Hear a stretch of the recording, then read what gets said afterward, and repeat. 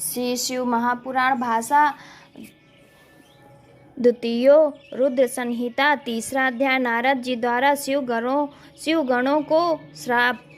ऋषि बोले, हे महाभाग व्यास शिष्य सूत जी, आपको नमस्कार है जो आपने कृपा कर हमारे लिए इस अद्भुत चरित्र का वर्णन किया है। हे तात, ये सब आप हमसे कहिए। श्री व्यास जी कहते हैं कि जब पौराणिकों में उत्तम सूत जी से ऋषियों ने इस प्रकार पूछा तो उनकी अनेक स्तुतियों को सुनकर शिव जी का स्मरण करते हुए सूत जी बोले, जब नारद जी चले गए तो भगवान ने अपनी माया को प्रेरित कर नारद जी के जाने वाले मार्ग से 100 योजन विस्तार वाले एक सुंदर नगर की रचना कर दी, जो उनके विष्णुलोक से भी सुंदर और अनेकों वस्तुओं से परिपूर्ण था, और जिसमें ऐश्वर्य संपन्न शीलनिधि नाम का एक राजा अपनी पुत्री का स्वयंवर का महान उत्सव कर रहा था, और जिसमें चारों ओर के राजा आए हुए थे तथा वे सभी कन्या के वरण में उत्सुक हुए, अनेक प्रकार के वेशों से शोभा संपन्न थे। ऐसे नगर को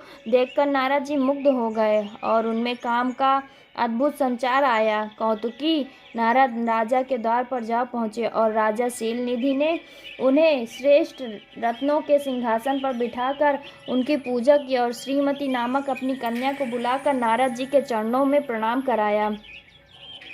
तब उस कन्या को देखते ही नारद जी विस्मित हो राजा से उसका परिचय पूछने लगे, और परिचय पाकर कमल विहल हो उसको पाने की इच्छा कर राजा से बोले, हे राजन, तुम्हारी ये कन्या सब लक्षणों से युक्त है,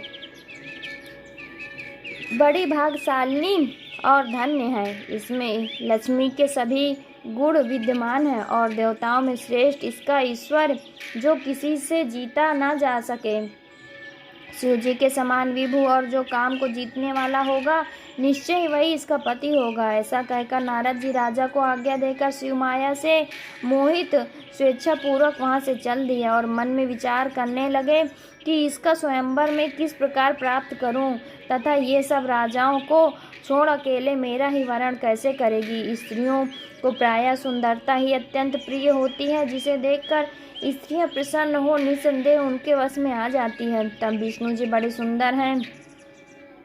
नारद जी उनका रूप मांगने के लिए विष्णु लोक चले गए। वहां विष्णु जी को नमस्कार कर विहाल नारद जी ने शीलनिधि राजा की विशाल नेत्रा कन्या श्रीमती का परिचय देकर स्वयंवर में उसको वरण करने की इच्छा व्यक्त की और कहा कि यदि आप अपना रूप मुझे दे दें तो अवश्य ही वो मुझको प्राप्त हो सकती है। आपके बिना वो मेरे कंठ में जयमाल नहीं डालेगी। हे नाथ, आप मुझे अपना रूप दीजिए, क्योंकि मैं आपका प्रिय सेवक हूँ। सूत जी बोले कि मुनि के इस वचन को सुनकर भगवान हंसे और शिव जी की प्रभुता को जानकर दया से यह वचन बोले, हे मुने, आप जहाँ जाना चाहें चले जाएं। जैसे वैद्य रोगी का हित करता वैसे ही मैं आपका प्रिय कार्य करूँगा, क्योंकि आप मेरे प्यारे हो। ऐसा कहकर भगवान विष्णु ने मुनि को बंदर का मुख दे दिया और इन पर कृपा करने के लिए अंतर्ध्यान हो गए। मुनि ने समझा कि हरि ने मुझ पर कृपा कर दी, वो कृतार्थ हो चले, परंतु उनके यत्न को नहीं पहचाना। फिर मुनि श्रेष्ठ नारद जी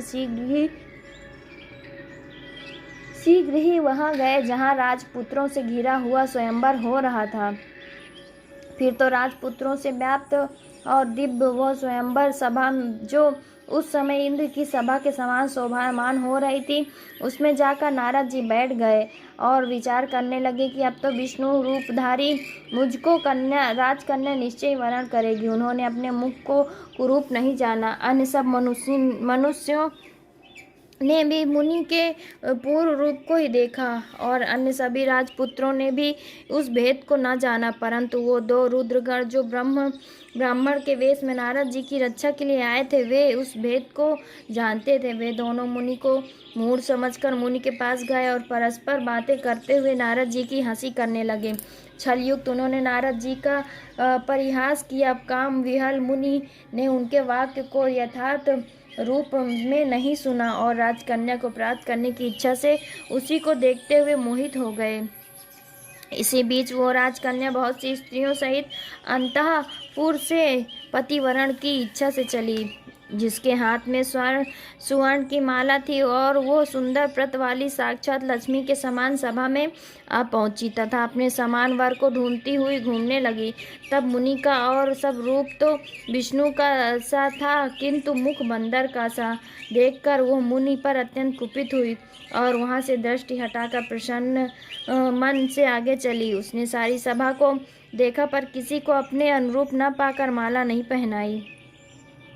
इसी समय राजा जैसे स्वरूप धारण किए हुए श्री विष्णु जी वहां आए, जिन्हें राजकन्या के सिवा किसी ने नहीं देखा। भगवान को देखते ही कन्या का मुख कमल प्रसन्न हो उठा और वर चाहने वाली उसने भगवान को के गले में माला पहना दी।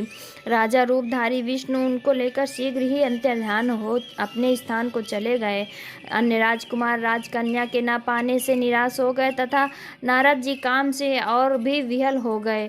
तब उन दोनों रुद्र गणों ने काम विहल नारद से कहा कि आप तो व्यर्थ ही काम मोहित हो उस कन्या की चाह करते हैं, पहले अपना मुख तो देखिए जो कि बंदर के समान बना है। सूत जी कहते हैं कि उनके वाक्य सुनकर नारद जी ने आश्चर्य किया और शिव जी की माया से मोहित उन मुनि ने अपना मुख जल में जाकर देखा तो अत्यंत क्रुद्ध हो उन्होंने दोनों गणों को श्राप दे दिया और कहा कि तुमने मुझ ब्राह्मण की हंसी की है, अतः राक्षस हो जाओ। शिव जी के गण उनके इस शाप को सुनकर और मुनि को मोहित हुआ जानकर कुछ भी ना बोले और शिव जी की स्तुति करते हुए अपने स्थान को चले गए। ये सब शिव जी की इच्छा थी। इति श्री शिव महापुराण द्वितीय रुद्र संहिता का 3रा अध्याय समाप्त। भक्तजनों, हर हर महादेव।